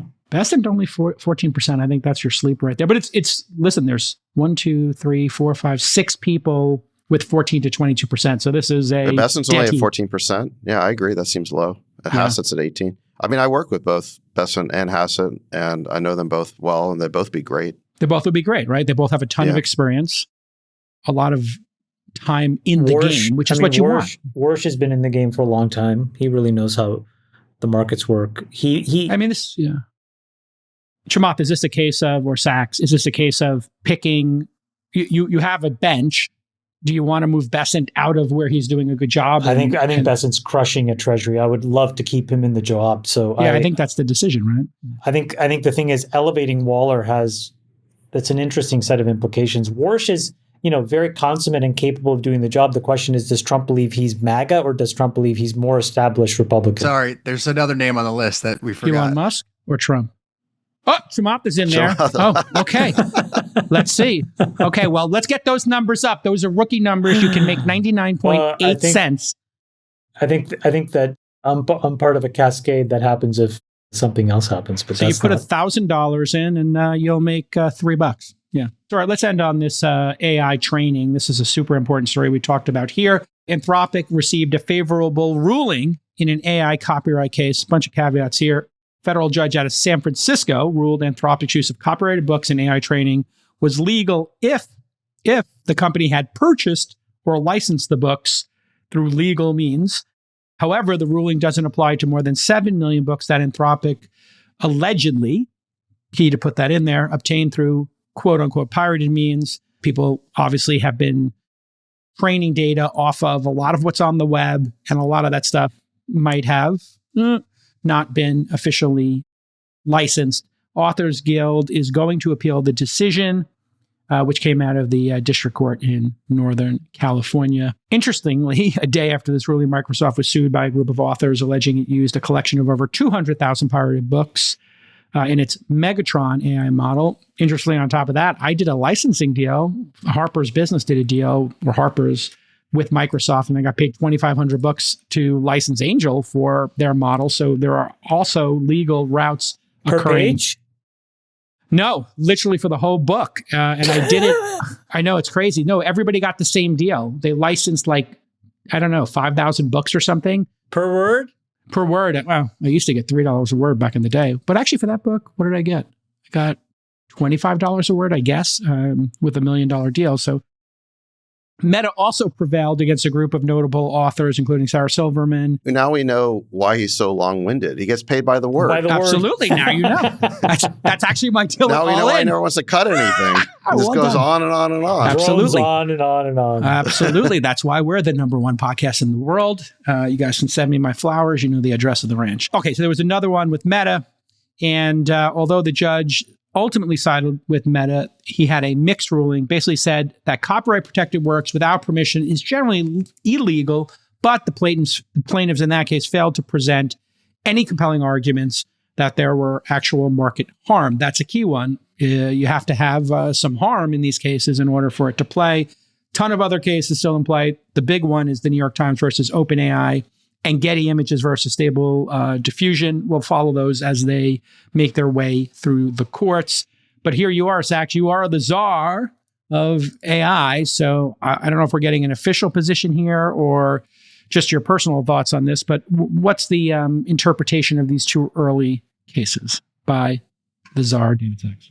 Well, I'll tell you my point of view. I don't know that I can speak for everybody, but I'll give you my point of view, which actually is the same point of view I gave on this podcast a year or two ago, because we had this debate over fair use, and me and Freeberg were on one side and you were on another side. Yes. This judge in the Anthropic case, I mean, the reasoning that he gave was almost identical to what Freeberg and I were arguing a year ago. The distinction he made is between input and output.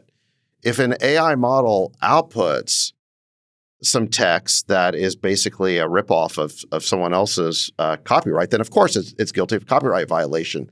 But in the inputs or pre-training is something different. And what AI models do in pre-training is they take millions of texts, millions of documents, and they understand the positional relationship of the words, and they translate that into math, into a vector space called positional encoding. That is a transformation of the underlying work. And in the same way that a human can read a body of works and then come up with their own point of view, that is basically what AI models are doing. So if AI models violate someone's copyright by outputting something that's identical, then obviously that's a violation. But if all they're doing is transforming the work, they're doing positional encoding, and then coming up with their own unique work product, this judge said that that is not a violation of copyright. I completely agree with that. One other point, one other distinction this judge made that I think is very important is the difference between pirating and copyright. What the judge said is, look, you have to buy the book if you're going to basically do pre-training on it. You can't rip it off. That would be piracy, but that's different than copyright. And so I agree with that too. Now, just one final point on this. How would you, Sachs, on that point, how would you propose a large language model take 1 million books and put it in? Would they buy the physical books, scan them in? If you just buy the book. So what Anthropic did is they created this large repository of books, and unfortunately, some of them weren't paid for. They were pirated material. Yeah. And so Anthropic allegedly is in some hot water. And then I think there is some case that's going to move forward about that. But the judge distinguished, again, between piracy and copyright. So the point is, what Anthropic should have done, apparently, is buy each copy of the book that they put in their repository. If they had done scan them in, they wouldn't have had this piracy claim against them. But again, that is separate from copyright. Just one final point on this is I think it's very important that we end up with a sensible fair use definition, like the one the judge has come up with in this Anthropic case, because otherwise we will lose the AI race to China. The fact of the matter is China's not going to care about American copyright policy. They are going to train on every scrap of data that's available to them on the internet. Apparently, they use a pirated book archive called LibGen. And so, they're not going to abide by copyright laws at all. And if we don't allow our AI models to, again, have a sensible fair use definition that allows them to train but not violate an output, then we will lose to Chinese AI models because they'll have more data. And the fact is that the more data that you have, the better your AI model. So I do think it's very important for the U.S. to consolidate around a fair use definition that makes sense. I'm not saying that this Anthropic case will be the final word. I think there will be other cases that come up with other definitions. There may be other judges that disagree. Ultimately, I think this is going to the Supreme Court. But where we need to end up is with some sort of fair use definition that makes sense. Otherwise, we will lose the AI race to China. Your view, J. Cal. Yeah, obviously, as a content creator, I'll take the other side of this. There is a nuance between training and there is a nuance between the output. I like to look at this as an opportunity. YouTube really did a great job with their content ID system of navigating this. Google has the most experience here with Google Images and Google News, the one box where you get a little snippet up top. And the output is where this is really going to favor the content holders because these will be competitive products in the marketplace. The need to buy a New York Times subscription is no longer necessary. You can go onto a language model and ask them to give you Wirecutter, as one example I like to cite. What are their best picks for these air conditioners or microphones for podcasting? And they will give it to you. And when they started doing that, that was my main reason to subscribe to the New York Times. And I no longer subscribe to it. I subscribe to OpenAI because I can get the same information there. These cases will be very easy to win. And so I'm going to explain two things. One, how you can win this case as a content company. And then two, I'm going to give how the large language models can importantly win the AI race and actually not destroy the business on which they are built on. These language models have nothing without the content creators and the authors of these books, of which I am one. They need us. And so they should want to pay us. They should want us to be compensated because that will keep us more competitive than China, which will just steal it one time. So here's how you win if you're a publisher.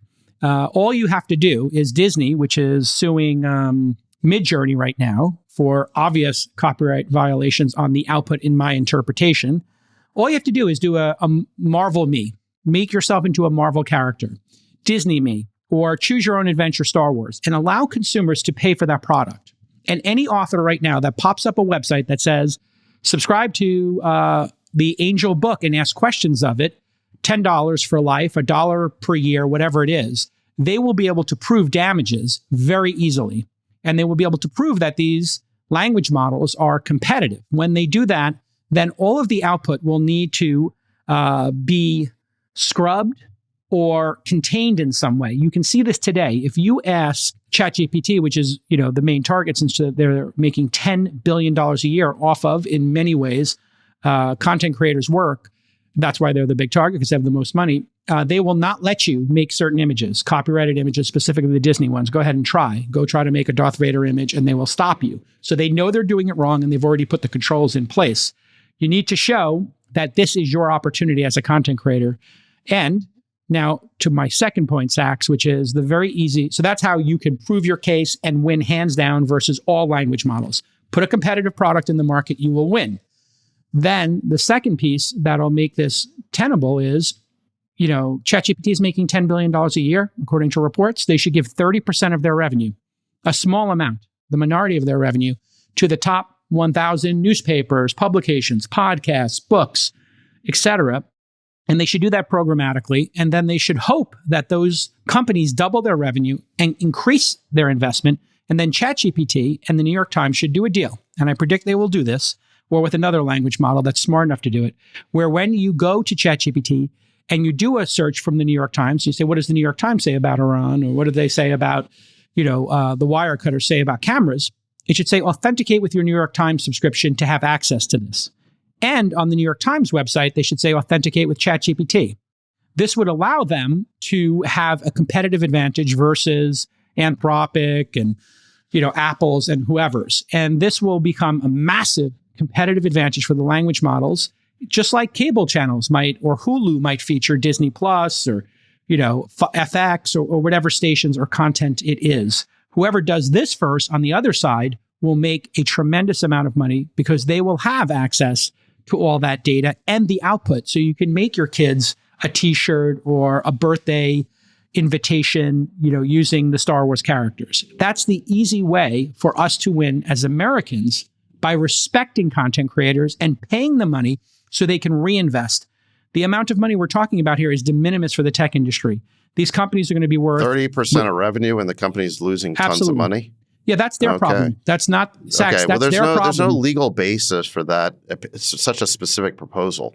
There's no legal basis for it. Well, I mean, there is the music industry. If you want to play music in your restaurant, you have to pay. If you want to cover somebody's song, you got to pay. If you want to perform it, you have to pay. So there is tons of precedent for it. If you want to play a Disney film at your kid's birthday party, yeah, you can get away with it. But if you do it and you invite people publicly, you're going to guarantee that Chinese models like DeepSeek are better than American models because they're not going to go through any of that. So that's your reason of why people should steal. Yeah, because they're just going to train on. No, not steal. I don't think it's stealing. The output I'm talking about specifically. No, is the output stealing or not? No. You can't copy the output. I fully agree there. Okay. And that is what the Disney case is about. No, I'm talking about pre-training. I'm talking about the latter. So let's talk about the latter here. I'm talking specifically on the output. No one disagrees on output. Okay. So that's the licensing deal I'm talking about. Don't you think it would be worth it to give Disney $100 million a year to have access to all that? I think you and I have different definitions of output. Okay. I think it's reasonable to pay Disney for pre-training, and I think that they do. I told you this, like we did a licensing deal with OpenAI, we meaning, Beast. They paid us, and they're using it for pre-training. It's quite reasonable. Is it the right price? We have no idea, but we did it so that we could be a part of the conversation and shape how these deals get done for content creators. But Sachs is right. Like, if you think about what is the ultimate output, the output, if you look at how a transformer behaves, it's impossible to say that it's copying the input. It's just not how it works. And so I don't know what else to do. The input gets turned into math. What gets recorded is vector math on the relationship between the words. This is all a very interesting technical. And then somehow when you feed that into a neural net with billions and billions of documents, it somehow has an understanding and produces new content. And that new content is not a copyright violation. So I just think that copyright's the wrong way to look at this. This is a new technology. It's transformational. And then finally, we have the national security concern. All right. So this is a topic we will monitor. Thanks again for listening to the #1 podcast in the world. If you want to hang out with the besties and hear more prophetic interviews and discussions, go to the All-In Summit, now in its 4th year, September 7th to 9th in Los Angeles. Every year, we try to one-up the last year, and we will do it again this year. Apply for tickets, allin.com/summit or allin.com/yada, yada, yada. See you next time, besties. Love you. I love you. I gotta go. Bye. We'll let your winners ride. Rain Man David Sack. And instead, we open source it to the fans, and they've just gone crazy with it. Love you, Bestie. Queen of Quinoa.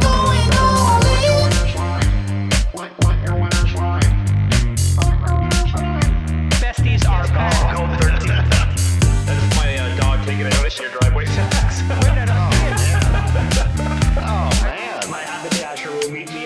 We should all just get a room and just have one big huge orgy because they're all just useless. It's like this sexual tension that they just need to release somehow. Wet your beak. Wet your beak. Wet your beak. We need to get merch. Besties are back.